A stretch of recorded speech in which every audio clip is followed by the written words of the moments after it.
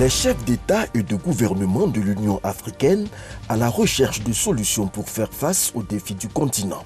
Le président Alassane Ouattara a fait le déplacement d'Addis Abeba pour apporter la contribution de la Côte d'Ivoire dans les débats.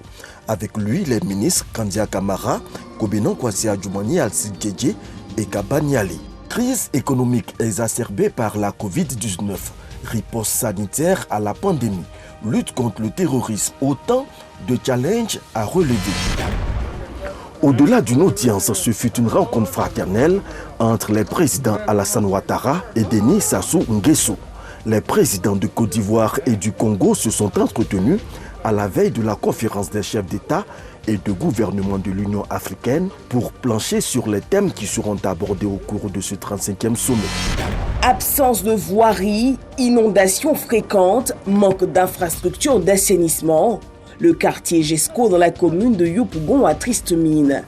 Bonne nouvelle pour les populations, le quartier va recevoir plusieurs projets de développement, à commencer par un marché moderne de gros et de détail sur un espace de 7 hectares. Frontière naturelle entre la Côte d'Ivoire et le Burkina Faso. Cet affluent du fleuve Komoui, pas toujours potable, était la seule source d'approvisionnement en eau pour les populations de la localité de Bakombi. Mariam et ses amis n'avaient pas le choix. Le village désormais doté d'une pompe à motricité humaine, ces femmes laissent éclater leur joie. Dans le souci de s'améliorer continuellement, les acteurs du système éducatif ivoirien ne cessent d'effectuer des recherches afin de trouver des meilleures méthodes d'apprentissage adaptées à chaque enfant. C'est dans ce contexte que le ministère de l'Éducation nationale et de l'alphabétisation, à travers le PAPS, projet d'amélioration de la prestation de services éducatifs, a développé une offre d'éducation préscolaire et à destination des enfants en milieu rural. Cette offre éducative a été expérimentée à Farako, dans la circonscription scolaire de Bouna, où le PAPS a permis la construction d'une classe pré-primaire d'une valeur de 15 millions de francs CFA. Ici, les enfants âgés de 5 ans bénéficient des prestations scolaires portant sur le programme de la grande section. Après la punition, place à la repentance. Les élèves fauteurs de troubles à l'approche des congés de Noël 2021 sont actuellement en campagne de sensibilisation. Ils sont 70 élèves à avoir été internés au centre du service civique de Bain-Bresseau pour y recevoir une éducation civique pendant 2 semaines. Ils ont notamment été instruits au secourisme et ont bénéficié d'une prise en charge psychologique et médicale. Parmi eux, 39 élèves venus d'établissements d'Aboisseau qui, de retour à l'école, ont sensibilisé leurs camarades au respect du calendrier scolaire. Rappelons que l'initiative d'interner ces élèves a été prise par le ministère de la Promotion de la Jeunesse, de l'Insertion professionnelle et du Service civique en collaboration avec le ministère de l'Éducation nationale et de l'alphabétisation. La corruption a fait perdre à la Côte d'Ivoire en 2019 1400 milliards de francs CFA, soit 64% du service de sa dette, selon une étude rendue publique par le ministère de la Promotion, de la bonne gouvernance, du renforcement des capacités et de la lutte contre la corruption. Des chiffres qui fragilisent les recettes fiscales de l'État et freinent les efforts des autorités dans la mise en œuvre des politiques publiques pour l'amélioration des conditions de vie des populations. Passé la 33e édition de la Coupe d'Afrique des Nations qui a refermé ses portes dimanche dernier à Douala au Cameroun. Place maintenant à la 34e édition que la Côte d'Ivoire va abriter du 23 juin au 23 juillet 2023. Le secrétaire général de la Confédération africaine de football, Monzengo Omba Veron, est depuis quelques heures sur les bords de la lagune ébriée, avec pour objectif de constater l'évolution des préparatifs de la grande messe du football africain. La CAF, Confédération africaine de football, est en visite depuis 72 heures en Côte d'Ivoire. Ce mercredi, au terme de visites de terrain et d'échanges avec les autorités, la délégation a été reçue par le Premier ministre à la primature. D'ici avril, la Confédération installera ses bureaux à Abidjan pour appuyer le pays dans ses préparatifs. La Côte d'Ivoire abritera pour la toute première fois du 9 au 20 mai prochain l'une des plus grandes conférences des Nations Unies sur l'environnement.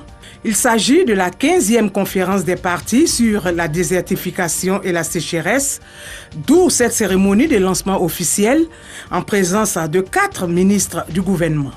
Occasion pour la Convention d'Abidjan de faire l'état des lieux en Côte d'Ivoire. Alors que les états généraux de l'éducation nationale et de l'alphabétisation, les EGENA, se poursuivent, une délégation de haut niveau de l'UNESCO est en mission en Côte d'Ivoire pour appuyer les actions de l'État ivoirien, présente du 7 au 11 février. La mission a pour but de présenter au Premier ministre Patrick Achi l'étude comparative des systèmes éducatifs de Corée du Sud, du Ghana, de la Malaisie et du Vietnam et le rapport sur les futurs de l'éducation, avec enfin un point d'information sur la conférence internationale sur l'éducation des adultes.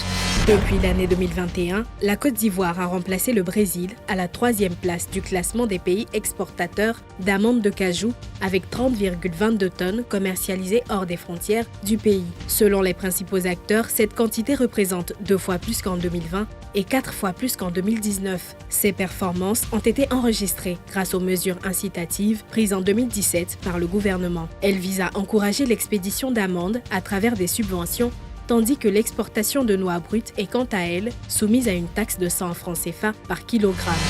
La campagne de commercialisation Cajou 2021 s'est caractérisée par une relative stabilité des prix en comparaison aux dernières campagnes. Une relative stabilité liée à l'évolution du dollar et à une meilleure surveillance des frontières entraînant une bonne expression du jeu de la concurrence. Résultat, plus de 339 milliards de francs CFA ont pu être distribués aux producteurs de cajou, en augmentation de 14% par rapport à la campagne précédente.